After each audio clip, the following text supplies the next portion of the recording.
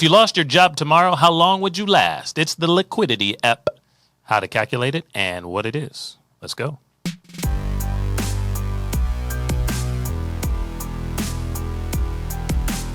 Welcome back to the Banking Bros podcast, where we break down real money moves that build your legacy, not just your lifestyle. I make money moves. Right. Today's episode is all about the scenario we hope never happens, but need to prepare for. If you lost your job tomorrow is the easiest way to look at it. How long could you last? How long could you keep going? Yeah, so the concept of this episode, the concept of the question you just posed is all about liquidity. What it is, how do you calculate it, why it's the foundation of financial peace of mind. If you've ever wondered whether you could survive a sudden income drop, or whether or not you could even retire, you've got to know your liquidity path here. So let's get into it. Yeah. What in the world is a liquidity episode? So that's a fancy term for it, everyone who's listening or watching. You can call them a tragic event. You can call it an emergency. You can call it a loss of job.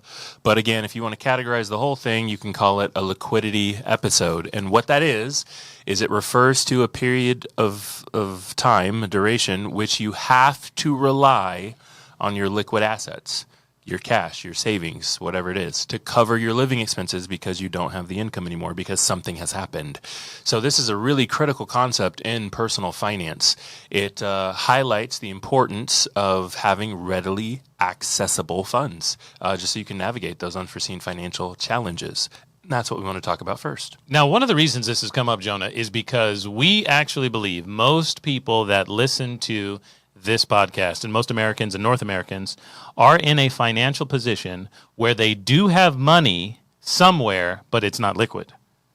We talk to people all the time when we're doing our cash consultations and our coaching that they say, oh, I put money away, or my job puts it away for me, and it's there. But the problem is it's not liquid. And Nelson Nash talks about in the Infinite Banking Concept Bible, Becoming Your Own Banker, talks about retirement as a bad word, and the good word is passive income time. Can the money keep coming in? Yep. And lots of people are actually fully stacked, at least in terms of their job's definition or in terms of their match. They're fully stacked somewhere that is not liquid at all. So if there's an event, give us some examples of events. They're in trouble. Yeah, so very, very popular events, right? Maybe loss of job. That is a big one, right? I literally looking forward to the paycheck next Friday. I have now lost my job. The paycheck next Friday is the last one. I need to go get a new job. Maybe I now no longer have any income for a month, 3 months, 6 months, right? Yeah. That's a really, really, really big liquidity. And the reasons you can lose your job is so varied. It can be an injury, right? It can be a sickness. Here's one that we talked about on a previous episode. Go back and watch. It could be someone else's sickness in your family. Yep. What if it's your spouse, your kid? I've dealt with, this is crazy, ready for something specific? I've dealt with the Ronald McDonald House community in our area. All right. And there are stays because of a sick child there that are 6 months. So obviously, you've got to go as a parent. Yeah, we're both parents. Not working. Yeah, we need to be liquid during that time. So let's talk about how to calculate your personal liquidity ratio. Yeah, so this is fun. For all those who are paying attention to our podcast, to our channel, to us, what you should know is that we've got a couple of new things coming down soon, like some worksheets and some classes and courses that are going to talk all about these general finance topics, like how to calculate your personal liquidity ratio. We're going to dive in with a worksheet, with an accompanying video, with pages you can download where it'll tell you exactly how to calculate this stuff and give you our recommendations for where you should be based on who you are. But for today's episode, let's jump into it right now and kind of give you the formula for how to determine if you can sustain yourself without any income. The liquidity ratio is going to equal your total liquid assets divided by your monthly essential expenses. Now, this is important. Total liquid assets. So we've got to categorize things appropriately there. We've talked about this before. You just mentioned that. There are some places where people are putting money that are not liquid at all. And then divided by monthly essential expenses. This is also important. You've got to know what those are. We've talked about that episode after episode. You've got to know what your expenses are. You got to write them down. And then we're going to go for the essential ones. Yeah. So right. I'm going to let you know that for me at 32 years old, family man, 3 kids, Netflix not essential. If you're in a emergency situation, of course. Emergency, not like I'm not working. Like I'm not going to have income based on we pay ourselves around here monthly. A lot of people get paid bi-weekly, bi-monthly. And so if it comes down to no paycheck, we probably are not in our houses talking about Netflix. Right. Yeah. So a lot of people probably don't actually categorize quite well within their family units what is essential because they think they're getting a check next week. So they don't even think about the essential ones. So let's talk about total liquid assets first. Obviously, this is going to include cash. Personally, actually, I don't know a lot of people who are keeping a bunch of cash. Well, I think there are many people that we do talk to that have that savings account. Sure. And they maybe keep a few $100 to a few $1,000s in a savings account. Yep. So if they've got their checks coming in, direct deposit to a checking account, they got their savings over here, they put some away, maybe it's on auto draft, a couple $100 a month, maybe they sometimes can get up to 5 figures in a savings account. We don't see it often, but it does happen. So you include all of those, right? Include your checking, your savings accounts. Now here's again, we are going to use this figure to calculate your personal liquidity ratio, but in the event of an actual liquidity event, an actual tragic thing, you don't really want the checking account. The checking account normally has got money. That money's assigned somewhere. Like that's going to be spent. So we'd encourage you, go back, listen to our emergency fund episode where we talk about how to save, what we recommend, where to put the money. But again, to calculate a personal liquidity ratio, include all of your liquid assets. So that's your checking account, that's your savings accounts, that's your other assets easily convertible to cash, which are going to be gold and silver is going to count for that. You can convert that. Sometimes some of your bonds, right? Yep. You can transfer your bonds into cash. Heck, there may be things that you're keeping around the house that you can sell for cash tomorrow on Facebook Marketplace. Right. And so you could count those if you really wanted. But we've got to get to cash or cash-like things, meaning that it's digital money inside your checking account, because we're trying to figure out how liquid we actually are. And normally people are not liquid enough. That's kind of the premise here. Yep. Okay, so you got your total liquid assets. So let's give an example here, Jeremiah. Okay. Let's pretend that we're at, $150,000 of liquid assets. It's a pretty high number. It's pretty high, I think, for the average person. So their income? No. They're liquid assets. Okay. So we've added up our checking accounts, our savings accounts. It's very high. Converted our gold and silver. Yeah. Or we looked online to see exactly how much it can convert to. We took our very expensive, fancy item out of our house, and we looked down Facebook Marketplace and realized it was selling for a few $1,000s. Yep. Okay. We took our bonds, right? Does it make sense? Mm-hmm. I'm just throwing it out there. 150,000. I'm giving the people who are listening the benefit of the doubt. It's a high number. But what we need to do is divide by our monthly essential expenses. So give the people what some of those essential expenses could be. Of course, your mortgage payment or your rent, right? We are not suggesting that you go live in a cardboard box at this point. Or we used to say growing up, me and our other brother, we were watching some sort of show.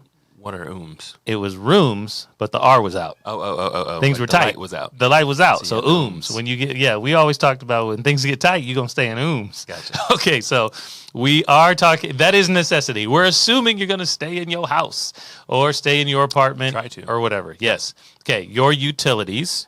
This is the light bill. This is the water. This is the trash. This is the electric. What did I say? Light. Electric, water, gas. Okay, those are utilities. Internet might be essential. Internet. That's how you're looking for new work or something, right? Correct. You can count that 100%. We're going to let you count that, as you should. Okay, food. We cannot search for a new job. We cannot recover from our injury when we're hungry. You got to eat. Right. Okay, now essential food is different than dining out experiences, but food. We got to eat, and we got to put food on the table for the kids. That's right. Transportation is vital in our world today as well. Yep. Transportation would include your car payment. It would include your bus pass or your subway fare. Okay, we got to get to work or get to the doctor or get around. Most people need some sort of transportation expense. That's it's right. got to be in there. Okay, and this is going to be your liability insurances for sure. So lots of us have I'm not sorry, not liability insurances, but our safety insurances. Yeah. So comprehensive and collision, Sure. for instance, right? So this is going to be your renter's insurance. Yep. This is going to be your car insurance. Obviously, those are the ones I just named. Your car insurance. Name another insurance for me. Help me out. Essential insurances. You don't want to get rid of your health insurance. Oh, health insurance, right? Of course. I always skip over that one. It's so complicated. It is pretty complicated. Okay, and your debt payments, your debt service, right? You've got to. We don't want things to be taken away from you, like your car, like your house, like your apartment. Yep. Because you cannot pay your debt. And obviously, if we are consumer debt heavy here in credit cards, we got to keep those payments coming because the interest is nuts and it'll just kill you. Yep. Okay, so those are basically our general categories. Hopefully, it's pretty comprehensive for you on your monthly essential expenses. Right. Jonah, before we move on with the equation, remind the people, we mentioned Netflix, something else that is not essential. Something else that's not, you said Netflix. that you put in that category is not. Well, there's a lot of things that you can do in this category. I know right? you've seen it a lot. Famous people out there that are going to tell you food, take down all the expensive food, go back to the essential food, right? They're going to tell you to eat the cheap stuff, rice, beans, the things right? The noodles, ramen noodles, sort of thing. Right. Same thing for transportation. They're going to say, well, sell the car that's too expensive and just go get a cheaper car. So now, or drive one, realize that hey, the missus is going to have to drop me off this week. Start driving one, stuff like that, right? Yeah. Another thing, not essential. There's so many things that we purchase now in the consumer society that we are. We let our expenses start to creep up. Go back and watch our last episode talking about lifestyle creep and inflation. But there's so many things that are non-essential. You really have to list down what is essential and what's not. And again, I can't speak on it enough. We're probably 6, 7, 8 episodes back now where we talked about budgeting, but that was part of that episode. Write everything down so you know. Back to the equation. So here's how this works. You take your total liquid assets. Maybe they're $150,000. Again, that's actually really high for the average American. You take your total monthly essential expenses. Maybe that's at $30,000. Again, super high for the average American. But here's the equation. You take $150,000 total liquid assets, you divide by $30,000 monthly essential expenses, and it equals 5. Which means if you had a tragic event, if you had a liquidity event, if you had a life-threatening, I got hurt, if you had I lost my job, if you had, right? Any of these events that we are talking about today, that means you can make it 5 months. 5. Which is a lot. The average family out there that we've dealt with, and even in our situation, and we're pretty conservative on our monthly expenses probably. We live semi-similar lifestyles. I have 4, he has 3 children. We live in the same communities. That's high. That's super high. Okay, but realize that the equation and the scenario is what we have to think through. If your liquid numbers is $15,000 and your liquid numbers on your monthly essential expenses is $3,000, it still comes out to 5. Yep. But you can figure out the daily. Let me give you some like a more realistic example of things that we actually seen in the past, or what's more realistic for the average person. When we tell them, "Hey, go add up all of your total liquid assets," it does come to something like somewhere between $10,000 and $20,000. That's what they've got total liquid. When we tell them to go add up all of their monthly expenses because of their lifestyle creep, they've got the car payments, the house payments, they bought the couch and the tea, right? Because of all these things that now have become essential because it's very hard to get out of them. Their debt service, that was in the essential payments, and because they have $20,000 on a credit card and they have to pay that, are you with me? It becomes essential. Their monthly expenses are $5,000, $6,000, $7,000. Mm-hmm. But they only had $15,000 of total liquid assets. And so their actual liquidity ratio is a month and a half. Yeah, right? Tops, right? And so that becomes very stressful, like you mentioned earlier, when you've got a sick child and you need to go spend 6 months in the Ronald McDonald Center or something, or you lost your job. You have to move so quickly, and that makes you make different decisions. And one of the things that we've been trying to teach and coach people on is if you can build your total liquid assets, your savings, if you've got a bigger buffer, you get to make different decisions. Yeah, you get to take those. I've known a few people out there who maybe shouldn't have, but I've known some people who were laid off from their job or they decided they needed to transition and they're going to spend some quality time trying to figure out a new job. And they took a 4-day weekend, right? Because they did not feel stressed. And they said, they say out there, based on it takes this many months, however many 5 figures you make in your job. All right. So if you have a $100,000 job, it takes $100,000 income job gross. It takes 1 month per 10,000 to find a new job. So 10 months to find a new job, if I said that well. So to find the right job for you, right? To find something equivalent, to find something you like. The thing about it is I think I'd believe that. Yeah. I remember I was a younger, 23, 24. I was in between jobs. I did not have my liquidity where it needed to be, and so I'm not going to make it. More than 2 months. So I got a job, a part-time thing, delivering pizza. Yeah. Right? Because I had to. Like, I don't. Yeah. Did I want to look in my eyes? Who's watching on YouTube? Listen to my voice. I did not want to be delivering pizza, but I got the pizza place closest to my apartment at the time. Okay. Essential expenses, the apartment. Right. I'm hurt. I have no job. Non-essential expenses, gas. I walked to the pizza place to get the check. I was like, I don't have the money to not do it. That was tight, right? I was tight, and I delivered pizza for 2-3 months before I got a job that I actually liked, right? So I've been there before is what I'm saying. Yeah. And I think that you're knowing this liquidity number, writing your stuff down, that's why we urge it so much on these episodes and these podcasts, is because it just helps you gauge your readiness for unexpected events and job loss. Now, here's the thing job loss. Yeah, now here's the thing that I want to say. And this morning, I posted a video. Okay. You said unexpected events and unexpected job loss and unexpected health. I have a problem with that mindset sometimes. And it's not the words. It's the mindset that for those of us who we don't know what the event is going to be, but we should realize there will be events. Sure. I mentioned in the last episode, I believe, that my son snorted a Skittle, and so it was stuck in there. So Mom took him to the emergency room, right? And they had to figure out what was going on. And I think it came down even, but it would burned him so bad because it was stuck there for 10 minutes. That, also, because of them dyes, got to get. It wasn't a Skittle. It was a organic deal. I didn't mention that in the last episode. So now to be more specific, it was organic Skittle. I don't remember what it was called. It was called a Skills or something. It was something different. It was probably expensive too. And then it cost me $2,000. And then the kids eat it and they're like, "These aren't Skittles." Correct. And you're like, "Hey, you need to calm down, sir." So so I posted something this morning, and my 2-year-old, he loves an umbrella.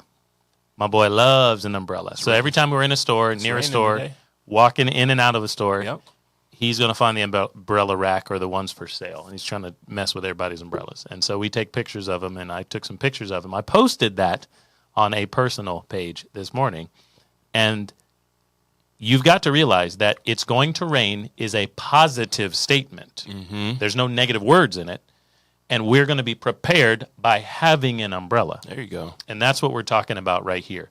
The events that are going to hit you big in your life, hopefully some of these are not completely financial devastation for you, or emotional or psychological devastation. But we're talking about job changes. We've said that a lot.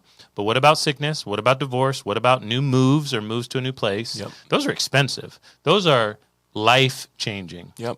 And if you are previously prepared with your umbrella, then they just don't hurt.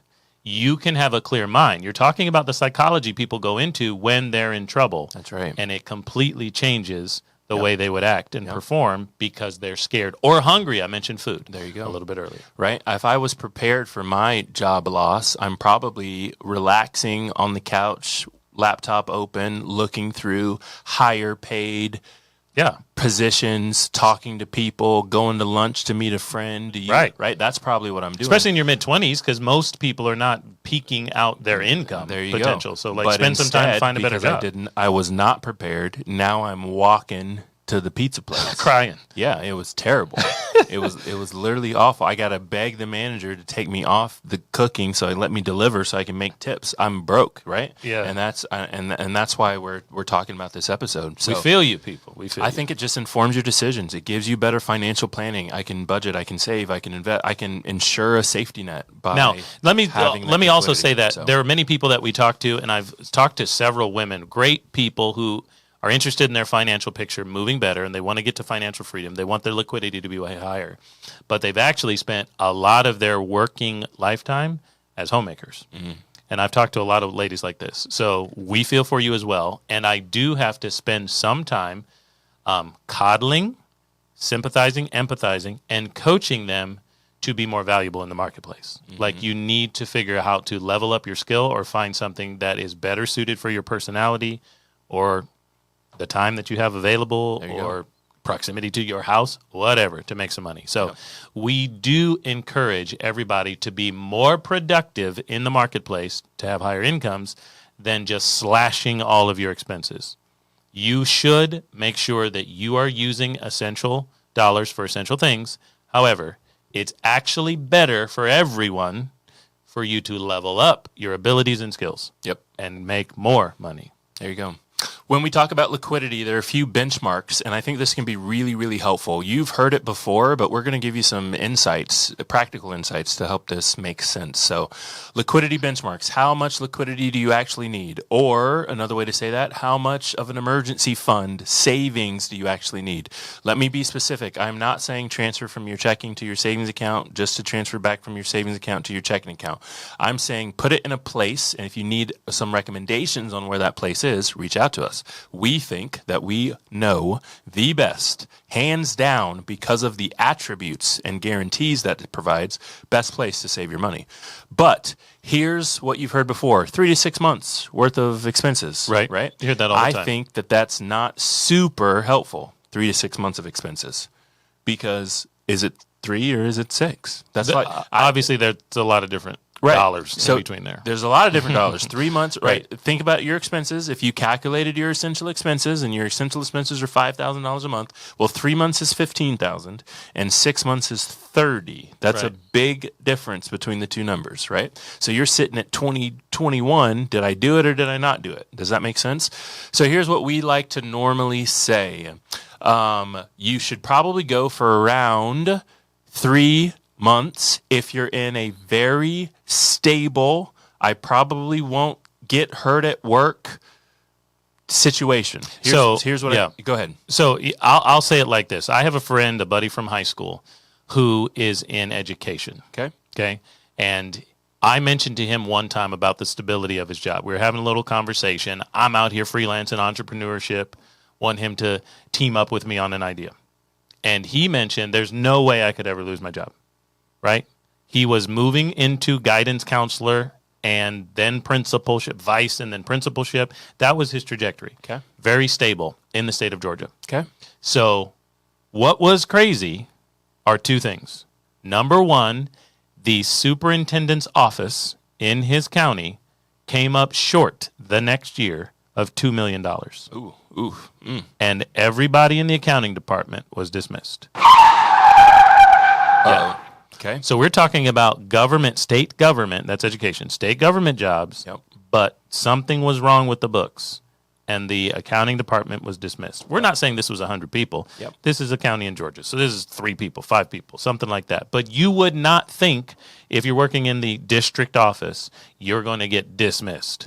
Okay, that is a stable job, because the other side of that same coin, my buddy went from special ed teacher to just recently, he is now assistant superintendent. So he literally climbed up the rank at school, then moved to the district office, and now he's in administration. So he, so far in his life, was correct. Stable. stable. He's got an advanced degree. He's in education. They love him. But literally people in the same office got dismissed because they were short on cash. So here's what I think. I think your liquidity benchmark, your emergency fund, needs to change depending on your situation. Bingo. Get a bingo. That's a bingo. So here's what I really mean by that. If you're in a variable income position, high risk job, I can get hurt at work, I'm wearing a hard hat, they got the little board, we've been this many days without an incident. Right? You've got to go for bigger numbers. Yeah. Right? You've got to go for maybe 6, 9, 12 months worth of liquidity in your position because of the job that you hold. Part of the reason for that is because of injury, like you mentioned. If you're in a situation like you play in the NBA, like you're on a construction site, and you get injured, it's not finding a new job the next day. You are hurt. Yep. If you're dismissed from an accounting situation, you can get another job. Yep. Next week. You're not actually physically hurt. So I like that one. Variable income, it's what we do. If you're in sales, if you're in marketing, if you're in freelance work, or you can actually physically have an ailment. Yep. You just need more. You just need more. Here's one that a lot of people don't think about, economic uncertainty. There's economic uncertainty. I think you should go for even higher than your maybe a year's worth of safety, right? Because you don't know what's going to happen out there, and having liquidity, having your foundation, your savings set is what gives you the freedom to make decisions. It's what gives you the freedom to act on opportunities. It's what gives you the freedom to be home. Nobody realized COVID was going to sit us all at home for 3 months. No one, right? Minimum 3 months. Right, minimum 3 months. They said it was 2 weeks to stop the curve. And look at us in June. We were still at the house. Parks were closed, right? You with me? The actual park. Right, the actual outside. They tried to close it. So what I'm saying to you is, if you went through that period and you were in a position because of your job that could not send you to work at home, right? But you had liquidity, very different from the person who lost all of their ability to work because they were in a field or whatever where they couldn't work and they didn't have liquidity. Yep, 100%. So how I think about that is also in the economic times of change of government. The admin on our executive level at our government has slashed prices out here. Doge is out here just swashbuckling all sorts of budgets. And I know plenty of people in my community in South Carolina who work in nonprofit space, who work on grant-funded, government-funded, something like gifts. If you work in that space, I feel for you. Number one, the salaries normally are not that high. Yep.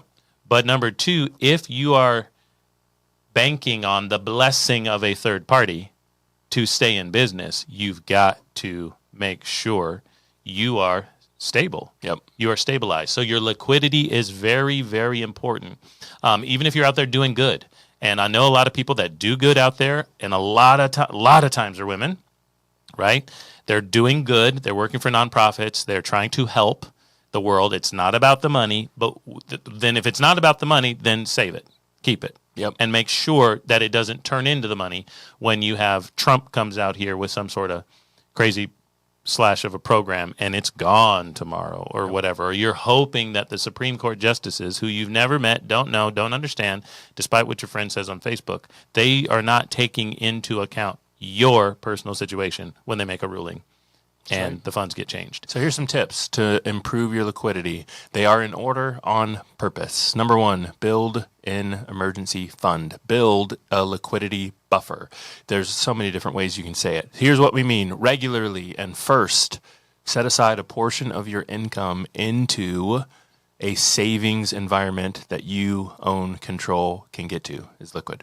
Okay? If you need help understanding where that is, we think that whole life insurance designed specifically for the infinite banking concept is where you should put that. We can tell you all about it. You can actually check out our YouTube channel, honestly, right? And see so many videos on why that's the spot. We've compared that to other savings vehicles, savings accounts, CDs, 401k. We've done that style of YouTube video.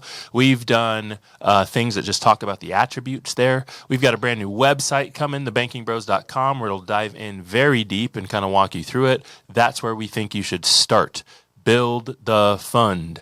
build the fund over and above what you think the fund should be. And once you have built it there, don't dip into it for the concert tickets. I know Beyonce's on tour right now. Cowboy Carter tour. You going? No. Okay. Well, I don't like concerts. Well, she's on tour. Number 2, reduce your expenses. A lot of people decide to start here instead of starting at the first one. So it's number 2 on purpose. Reduce your unnecessary expenses.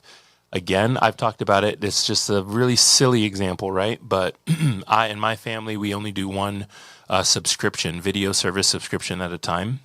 So it makes my kids mad, but it doesn't matter to me because they're little and they don't pay the bills, right? Because all of a sudden they were watching Bluey and now Bluey's not on Paramount.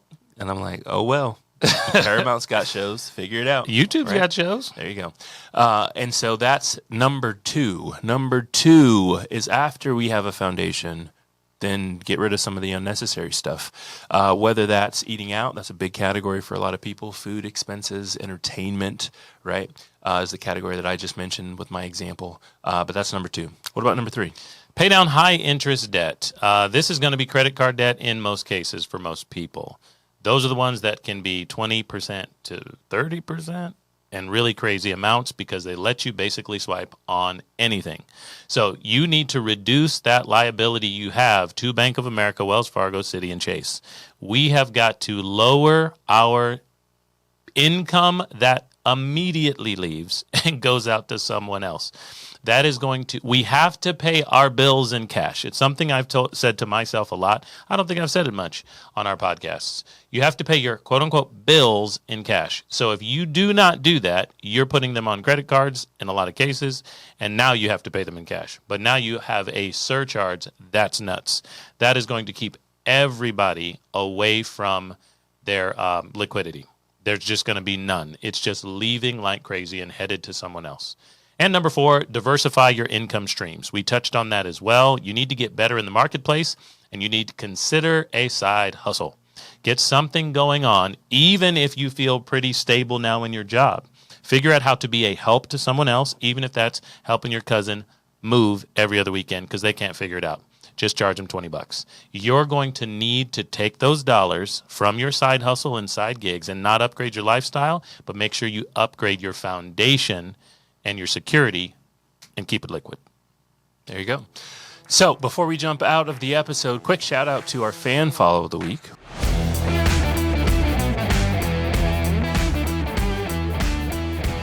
Which is Arlene Brown. Arlene Brown just followed us over on YouTube. Hopefully she not only hit the follow button, subscribe, but also hit the bell so she'll be notified that this episode's coming out and that we just gave you a shout out, Arlene. We really appreciate you for subscribing. Hopefully you're learning something over there on YouTube. We put out a YouTube video at least once a week, normally 2 or 3 times a week, and talking all about things finance. And you can find us over there, just in case you're listening, at The Banking Bros, the name of our YouTube channel.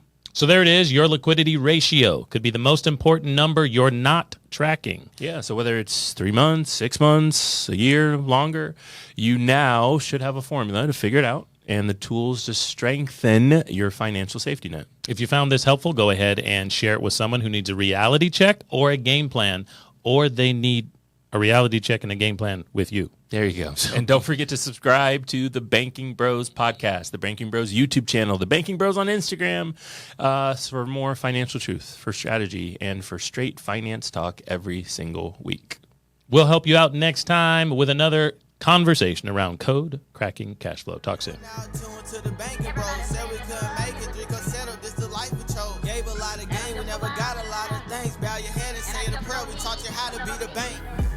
Many Americans out there are not in a position with enough liquidity for them to handle the next storm. It's raining right now as we record this, and I just want to remind you that you can have an umbrella. You can purchase one in advance and have it on standby. So in this episode, we are talking about liquidity, and if you don't quite understand that or how to break it down in the scenario or ratio we encouraged on this episode, give us a shout by jumping on our calendar. We'll call you soon and talk through a coaching conversation absolutely free to help you get liquid.